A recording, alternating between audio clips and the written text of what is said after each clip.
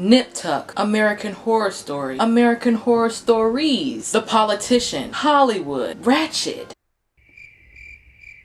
Pose, Glee. What do all these shows have in common? They were either created, written, directed, or produced by yours truly, Ryan Murphy. Over the past 20 years, Ryan Murphy has been an undeniable force in Hollywood media. He's never been one to shy away from controversy, especially with the recent drama of his new release, All's Fair, starring socialite and wannabe lawyer Kim Kardashian. And of course, his murder series, Monsters, that always has drama surrounding it every time it comes out with a new season. So in today's video, I wanted to do a mini deep dive on Ryan Murphy. I've briefly talked about him on my channel before, but I wanted to have a designated video exploring the decline of quality of this man's productions and to ultimately answer the question on who keeps giving this man money. Before I read this man for filth, we must provide a bit of context. So let's do a mini deep dive on the early life of Ryan Murphy. Ryan Patrick Murphy was born on November 9th, 1965 in Indianapolis, Indiana, which is crazy to me because I always thought this man was Canadian.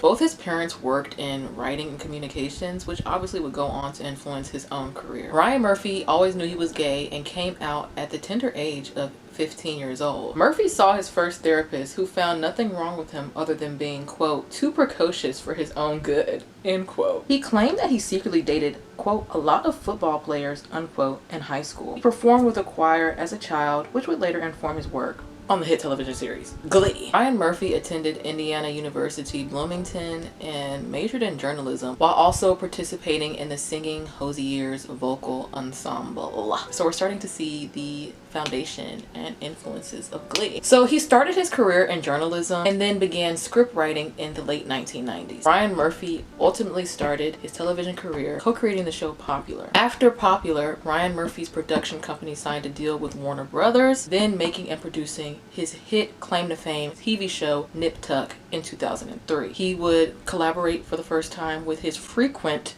co-collaborators Brad Falchuk and Ian Brennan. By the way, Brad Falchuk is married to Gwyneth Paltrow. The world is actually very small, but it makes sense because Gwyneth Paltrow would go on to star in The Politician, which we'll touch on in a second. Glee was very pivotal. Its first initial seasons were critically praised. Glee was a moment. Glee was and is still one of the most impactful television teen dramedies to ever be produced on television. There's countless videos on YouTube about Glee. If you're unfamiliar, it's basically about a show choir in Indiana.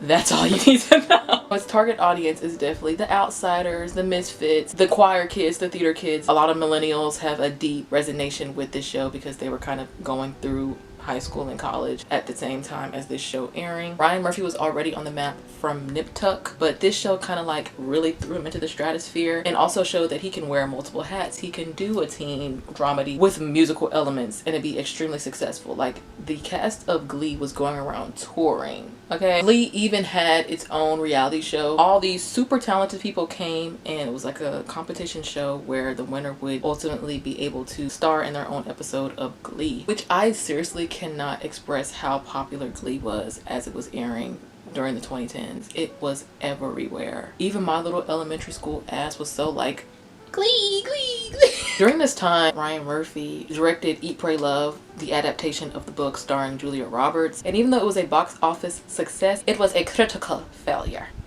In 2011, Ryan Murphy and his I'm just playing, the man is married. They're both married. Ryan Murphy and Brad Falchuk came together to create one of the most infamous anthology series of all time, titled American Horror Story. American Horror Story is a horror anthology television series for FX, just like Glee.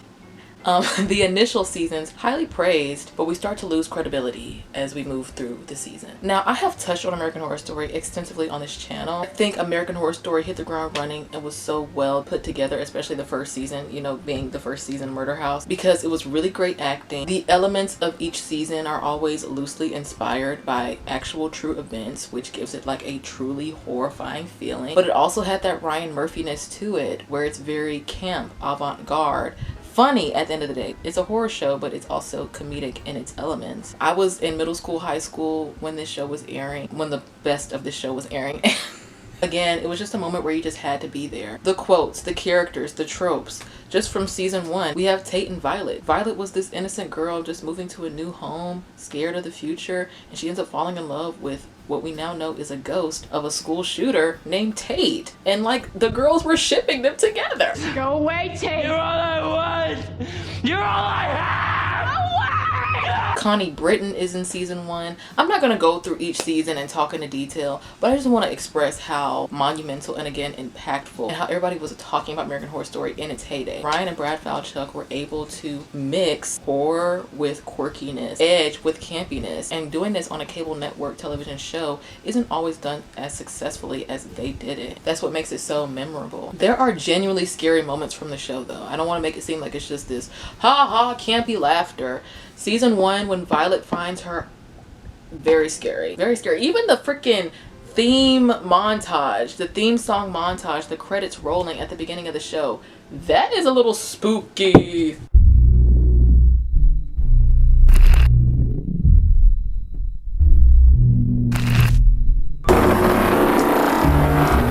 Season 2, Asylum, mostly stars Sarah Paulson, and it's this news journalist who ends up getting trapped in an asylum, an insane psychiatric asylum. How scary is that? It's a very gruesome moment there involving a wired hanger. No more wired hangers. Season 1 and 2, very well done. Season 3, my personal favorite season. Is it the best season? I don't know, but it's my personal favorite. Season 3, we have Stevie Nicks, Kathy Bates, and Angela Bassett playing real-life historical figures. Fun fact, I actually went to go visit the Coven House in New Orleans several years ago. That's what I'm saying, like, this show was so, it had a grip on me. It really did, the first season. Freak Show. It's in the title. It's really about like a 1950s circus freak show. Twisty the Clown.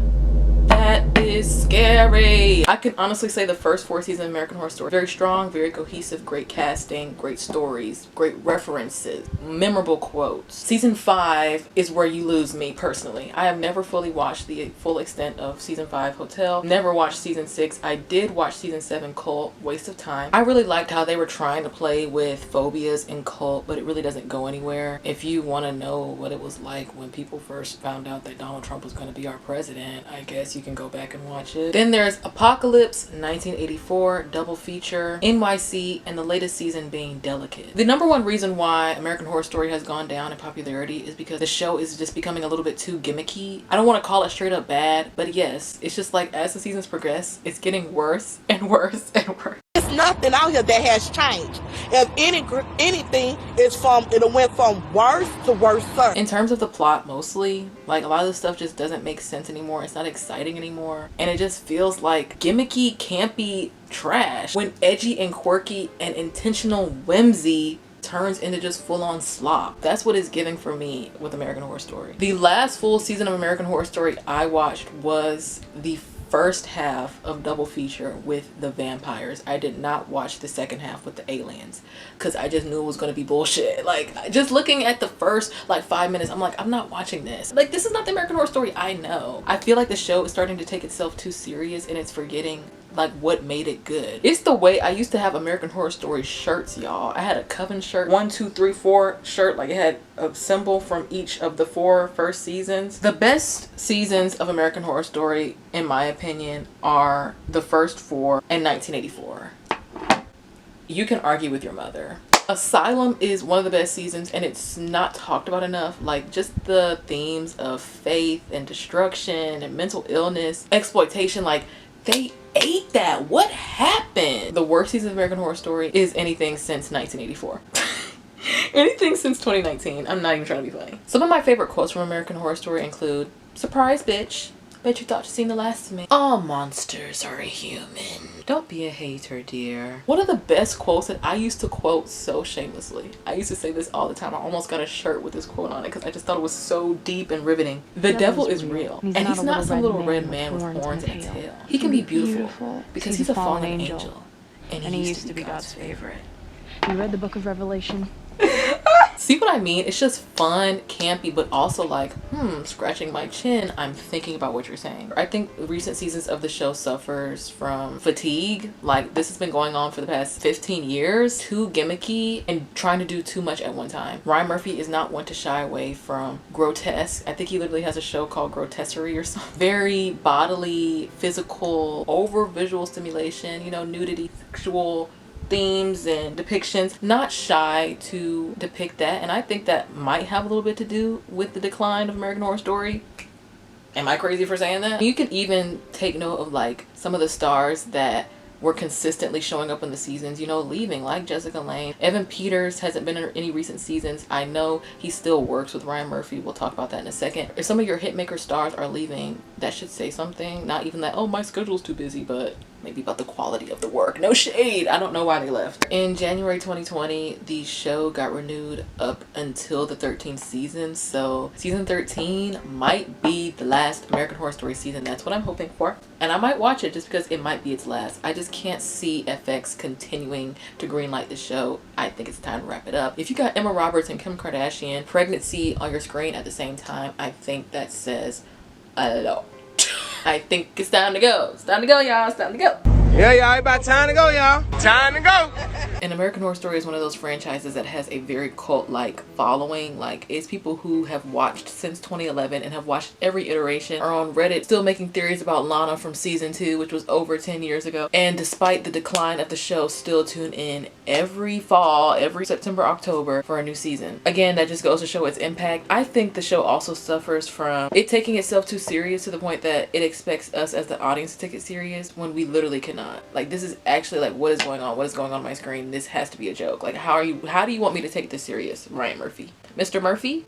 How do you want me to take this serious? Because of the continued reign and prevalence of American Horror Story, in 2021, Ryan Murphy and Brad Falchuk released American Horror Stories via Hulu. And it's basically American Horror Story, but instead of each season being different from the other, each episode is different from one another. I think my favorite one was with the girl from Annie. Don't get me saying her name. Bloody Mary. It just doesn't have that same oomph. Like, even with this being a direct spin-off and another iteration of the show, it just feels like we're completely departed from the essence of American Horror Story, in my opinion. Yes, we're still getting those spooks and giggles. It feels so weird and gimmicky. I don't know if Ryan Murphy stuff is getting into the territory that it's so bad that it's good. Kind of like a Black independent Tubi movie or a Lifetime movie. Or it's just like straight up bad where it's just, I don't want to watch this.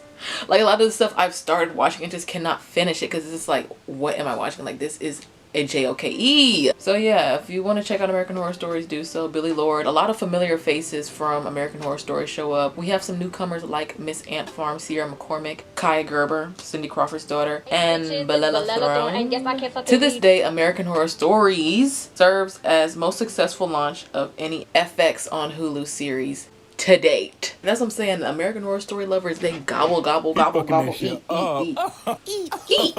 Ugly. He directed the 2014 television film adaptation of Larry Kramer's play The Normal Heart, which I actually have a copy of. Hold on, let me get it. Look at me being cultured. We had to read this in one of my college English classes, and I was like, why does that sound familiar? It's because I literally read this before. It's actually very sad, but very pivotal and essential read, especially if you're into public health. In 2015, the threesome, yes, Ryan Murphy, Brad Falchuk, and Ian Brennan came together to co-create the comedy drama series Scream Queens, which I've talked about in my Emma Roberts video. If you want my full spiel on that, I'll say it again. Scream Queens season 1, perfect camp comedy. Now, I don't know how well it ages because I feel like I tried to rewatch it like maybe 2 years ago and I did go to something else. But maybe I just wasn't in the mood. It was one of those things, you just had to be there. Ariana Grande, first episode, Keke Palmer, Leah Michelle. Season 2 suffers from the same things I said American Horror Story later seasons are suffering with. Doing too much at one time, too gimmicky. What's the point? Like, what are we doing? Slop, slop, slop, slop, slop, which is why it was canceled. I feel like Scream Queen should have just been a limited series. Done, boom, season one and done. But you know, money, greed, whatever. Unbeknownst to me, in 2018, Ryan Murphy co-created the police procedural drama 911 and also served as its director, writer, and executive producer. I hear about it everywhere. I hear about all the spin-offs. I'm sure it's wonderful. Mwah. Angela Bassett is in it, so I know it's probably good. So in 2018, Ryan Murphy and Brad Falchuk created the last good thing they both have ever done. I'm just playing. I can't say that objectively, but it's the last thing that I have seriously been engaged with in regards to Ryan Murphy. Pose is an American drama television series about New York City's ball culture and LGBTQ subculture in the African American and Latino communities throughout the 1980s and 1990s. The series is heavily inspired from the documentary from the 90s, Paris is Burning. Our Lady J and Janet Mock were in the writers' rooms and also directed a few episodes, making Janet Mock the first trans woman of color to do so, as well as the first trans woman of color in a TV series writing room. This video is about Ryan Murphy, but I had to include that because what Ryan Murphy is heavily praised for and I think exalted for, why networks keep giving him money, why he keeps getting TV deals, is because he's highly regarded for having created a shift in inclusive storytelling that brought marginalized characters to the masses. And we cannot ignore that. We also cannot ignore that, yes, Ryan Murphy is a out proud gay man climbing the ranks of Hollywood. Yes, he's white, which helps. But he's definitely somebody who uses his whiteness to help others. This is what I'm saying. Him using his platform to platform others. We like that. We like that. I'm not going to read him completely, guys. Actually, scratch all of that. Ryan Murphy, poopy, did not pay Janet Mock what she was worth. India Moore, one of the actresses on Pose, is coming out saying, where's Ryan Murphy now that trans people are being attacked by the U.S. government? He's chopped, guys, like I assumed at the beginning of the video. Chop, chop, chop. Read. The series premiered on Ryan's home of FX and immediately attracted critical acclaim, the first season boasting the largest cast of transgender actors ever for a scripted network series, with over 50 transgender characters played by transgender actors. If you have not watched Pose, I really highly think you should. Same reason why you all should be reading The Normal Heart. This is real raw history being depicted in front of our eyes. The AIDS crisis was a real thing. Just like coronavirus was a real thing that killed millions, so was the AIDS crisis. Yes, it heavily affected the LGBTQ community, but it is not a gay disease. I think depictions and media and stories like this really serve and show humanity for what it is, and I think we all should be engaging with content like this in meaningful ways. Seriously, like, this is history on display. Pose is so well done. You are literally transported back to the 1980s New York City, Bronx, all of that. India Moore, Michaela J, Dominique Jackson, Angelica Ross, Billy Porter.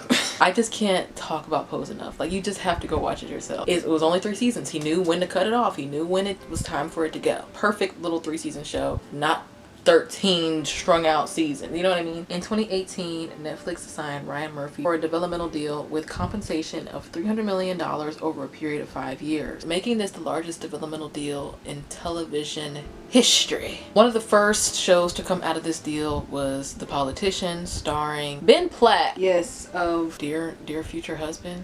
What is it? The show's basically about a rich white guy running for office several times. It's fun, it's cute, it's campy, gimmicky, you know, the typical Ryan Murphy formula. Hollywood loves Ben Platt, or should I say, Dear Evan Hansen. I can't say too much about it because I literally thought it was canceled after 1 season. So yeah, Ryan Murphy's really in his rich white man bag when it comes to The Politician. In 2020, he also released Hollywood. It was like, oh, what if Hollywood wasn't racist and homophobic in the 1920s? That's basically what it is. So Monster is a true crime anthology series co-created with, say it with me, Ian Brennan. Although the show was supposed to just be a 10-part limited series, with its first season, Dahmer, starring Evan Peters, it would go on to become one of Netflix's most watched series of all time. So you know what that means. More seasons, more money, more exploitation. Now, I remember this show coming out and everybody, first off, on TikTok talking about something. Oh, now I understand the lyric when Juicy J was like, she'll eat your heart out like Jeffrey Dahmer. Okay. But then this also started a big conversation. The obsession to true crime can be troublesome. How the glamorization, the sexualization of these murderers, like we're kind of giving them a platform. People know about these murderers, these horrendous, disgusting, despicable acts that have been done. What's the point of using millions of dollars to like show that? And these victims' families are still around and alive, and you have no care or regard for how they may feel seeing this on their television and people talking about it like it wasn't like a real thing that happened, like somebody's life was really taken away in a gruesome and horrible way. I've actually also I talked about a lot on this channel. I've extensively talked about my issue with true crime and why I will never ever engage in that type of content. And I've never seen any monster series to this day. Never seen Dahmer, never seen, they came out with a second one with the Mendendez brothers, and then one recently with Ed Hine. I don't even know who that is. I'm vaguely familiar with all these people just because like it's popular American fodder, but it's like we did not need this at all, in my opinion. The fact that true crime is even a niche or an industry, and how people have made money with podcasts and YouTube videos off of the deaths of other people. The only way that you could truly justify it for me is that you have permission from the family to talk about the story, and then all proceeds from whatever media that you're capturing from the story goes to them. But I wouldn't even feel comfortable talking about stuff like that. That's why I keep everything on my channel mostly fictitious. Or if it's a celebrity, the person is alive and well and has nothing to do with, I don't know, the worst thing you could ever do to somebody, which is red rum. Ryan Murphy with the Monster series has a really bad habit of over-sexualizing and glamorizing these people so that you don't come away from the story thinking, wow, this is a really awful act. Rest in peace to said victim. You come away from the story thinking, oh my god, Jeffrey Dahmer was so hot. Oh my god, the Menendez brothers, did they, like, it's so strange. I don't understand how this is so popular and how this is a niche. I would feel so icky watching that stuff. I feel icky even when you girls on YouTube dab your makeup and talk about, okay guys, so we're gonna talk about the Colorado murders of 3 children. Like, that's not your story to tell, and you're profiting off of it, dabbling makeup on your face while you're doing it. Boo Ryan Murphy for that. Boo Ryan Murphy for that. Again, this was supposed to be a limited 10-part series. Now we're 3 seasons in. Nobody cares. Even like with drag queen, like being a drag queen or being a drag performer is really like playing with gender and the over dramatizations of displays of gender in our society. That could be a big part of where his strengths and his weaknesses lie. It's just the over dramatization of everything when it doesn't always need that. Or in the case of the Monster series, we don't need that at all. I guess what I'm trying to say is, like, because we live in a very heteronormative society, a lot of LGBTQ depictions or creations or art is extremely over dramatized and zhuzhed up and amplified in a way that doesn't align with heteronormativity. I don't know, this is me trying to like understand the choices that Ryan Murphy makes, even after I just finished season 1, episode 1 of his newest show, All's Fair, starring Kim Kardashian. Most recent installment in his universe, in his repertoire of media. The show stars Kim Kardashian, Niecy Nash, and this woman. It's no shade to her. I literally just got done watching the episode. So the premise is a group of female divorce attorneys leave their male-dominated office to form their own all-female law firm in the legal drama from Ryan Murphy. We must take note that Kim Kardashian and her momager, Kris Jenner, serve as executive producers, and it's written all over this show. From the premise to the fashion to the setting, like everything about this just screams Kim Kardashian had a huge stamping in this production. Remember how I said Ryan Murphy stuff is getting to the territory where it's like, is it so bad that it's good? It makes you want to keep watching. This is just so bad that it's chopped, it's done, it's one and done. I'm watching 1 episode and I can't see myself watching another. The only reason I may continue to watch this show is just because of that very last scene. Tiana Taylor is in this show, by the way. Tiana Taylor and yeah, let's just say that.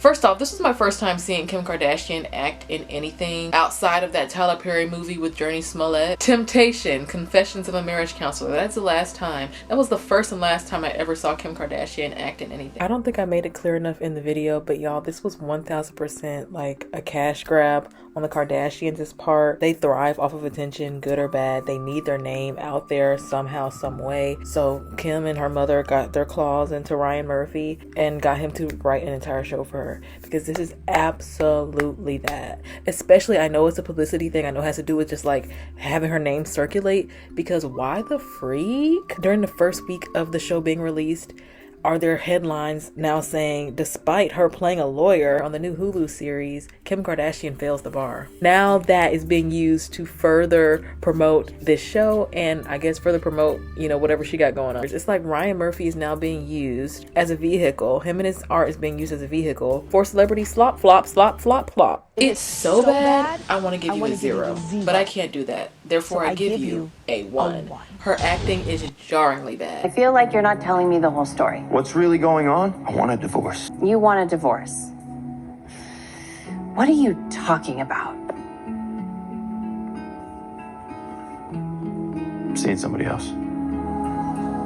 Like, there's no emotion on her face at all. It takes you out of the show every time Kim Kardashian's on the screen, which is most of the time. Plot and the premise end up suffering because it's not really molded to be within the context of like this big high profile name. Do you understand what I'm trying to say? I just felt like a 14 to 19 year old could have wrote this. This just felt so remedial, so childish, so basic. Like, I was appalled that this is what Hulu is giving their money to. This is the productions that are being made, which I'll get to that in a second. Sarah Paulson, Niecy Nash, very loyal Ryan Murphy soldiers. They're going to show up for that check every single time. And of course, Sarah Paulson, they're both great actresses. You know, I guess the girls really need money. Even with Tiana Taylor, I'm like, she was just in like this big blockbuster film with Leonardo DiCaprio. Oh, how disappointing it was to see her in this Ryan Murphy shit.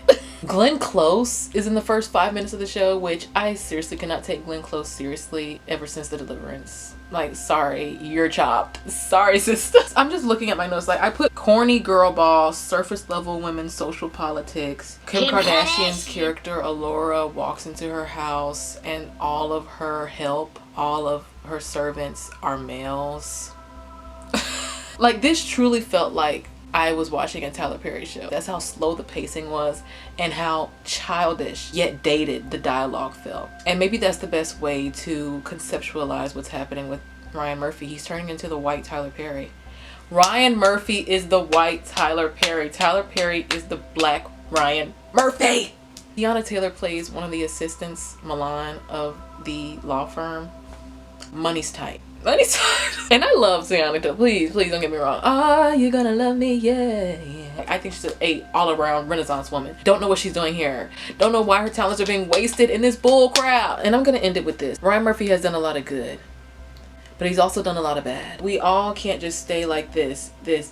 Every rise comes with a fall. And I think he's in his fall. I don't think this is good. I don't think a lot of what he's done in recent years is good. I think a lot of his best work is always overshadowed by the end of some of that best work and how it just declines. We should just nip it in the bud while it's still high. And yes, Ryan Murphy does share his resources, his wealth. He's not always just the sole creator, director, writer, creator, director, producer, cough, cough, Tyler Perry. That's what makes them different. I'll give him that. He does share the wealth, you know, exhibit with Our Lady J and Janet Mock. But I wish we as in like the audience and then Hollywood executives give a chance to another Ryan Murphy to rise from the ashes and become what Ryan Murphy is now. Like, Ryan Murphy is knocking on 60, which of course you have your whole life to do whatever you want. I'm not trying to be ageist or anything, but it's just like, can we get some new fresh perspectives? There are way better stories out there just waiting to be heard, waiting to be given the green light. There are other stories that deserve high treatment, money treatment, record-breaking deals like Ryan Murphy has. It's awesome that he uses his platform, you know, for AIDS charities and things of that nature. Good for you, but like, let's come, like, the work. Let's look at the work. Let's look at the premise. Let's look at what we're doing. Let's look at what we're producing, because it's not good. It's no longer good, and it hasn't been good for a while. That's my opinion. Media is subjective, and that's my subjective opinion. If you disagree, tell me why down below. Tell me why Ryan Murphy isn't turning into Tyler Perry. The only time I truly laughed during episode 1 of All's Fair is when Sarah Paulson's character Carr was sending her letter. I did giggle a little bit. Outside of that, I was just like, wow, this is the stuff that gets funding. This is the stuff that gets all these high value sets and props and Hollywood push when Issa Rae's stuff is getting canceled on HBO Max back to back to back to back to back. Anyway, shout out to everybody. I had fun. Should I do a video talking about Tyler Perry? I have video ideas on my phone, and Tyler Perry is always just sitting there looking back at me like, so are you gonna do me or not? Did you watch All's Fair? And by the way, the last line of the first episode is All's Fair in Love and War. What do y'all think about Ryan Murphy? Do you think I'm being too hard on him? Or do you think there has been an obvious decline in a lot of his work in recent years? I Love LA with Rachel Sennott. Yeah, that's coming very, very soon. A review of that is coming very, very soon. I haven't watched it yet. It's because I'm holding out. I'm holding out. I'm going to watch it. I promise you I am. And a review is coming. I'm so excited to watch that show. I really hope it blows me out of the water. I'm about to go cleanse my visual palette with some YouTube cleaning videos.